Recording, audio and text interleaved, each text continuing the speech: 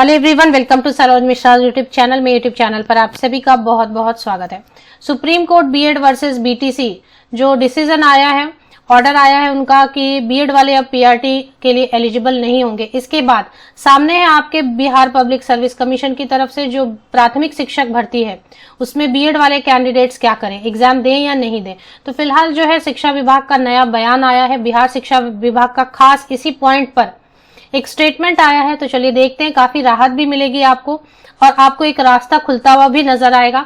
निराश होने की जरूरत नहीं है अगर ऑलरेडी आप अप्लाई कर चुके हैं। तो चलिए आगे देखते हैं कि शिक्षा विभाग ने क्या बयान दिया है और इसका क्या इम्पैक्ट हो सकता है।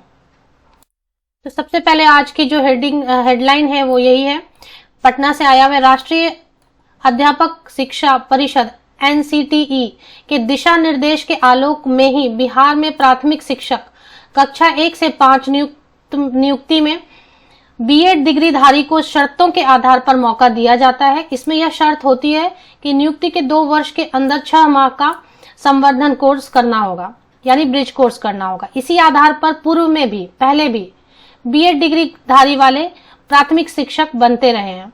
वर्तमान में बीपीएससी के माध्यम से चल रही नियुक्ति प्रक्रिया में भी यही प्रावधान लागू है।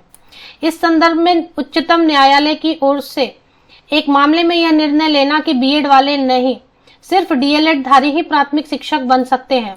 उच्चतम न्यायालय के इस निर्णय का बिहार में चल रही शिक्षक नियुक्ति में क्या बदलाव हो सकते हैं के सवाल पर यह सवाल किया गया शिक्षा विभाग से। शिक्षा विभाग के पदाधिकारी यह बताते हैं कि एनसीटी के दिशा निर्देश पर निर्भर करता है। एनसीटी के दिशा निर्देश पर निर्भर करता है। इस संबंध में आगे एनसीटी कोई दूसरा निर्णय लेता है तो उसके आधार पर विभाग आगे। एक सेकेंड, इसके बाद जो है न्यूज आगे देख लेते हैं। यहां से आगे है तो उसके आधार पर विभाग आगे, तो एनसीटी जो दूसरा निर्णय लेगा उसके आधार पर विभाग आगे कोई कार्रवाई करेगा। तो इसको समझेंगे ठीक से।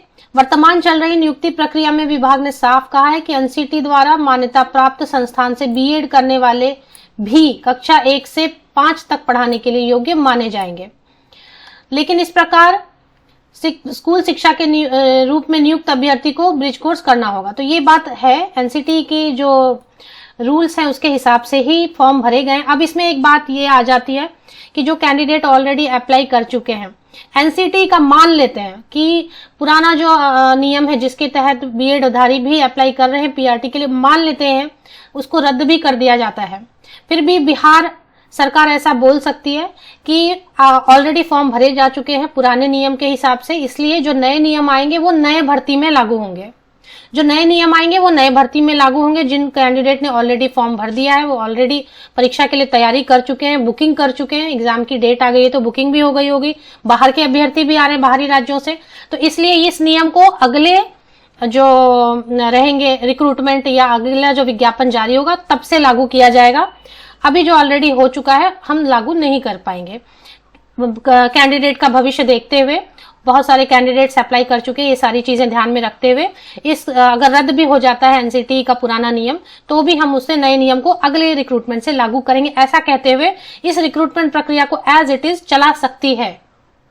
तो ये एक संभावना बनता है, इसलिए जो भी कैंडिडेट हैं वो जरूर अपीयर हो जाए, एग्जाम दे दें मेरे हिसाब से। इसके बाद जो भी इस पर अपडेट आएगी तो मेरे यूट्यूब चैनल पर आपको अपडेट जरूर मिलेगी।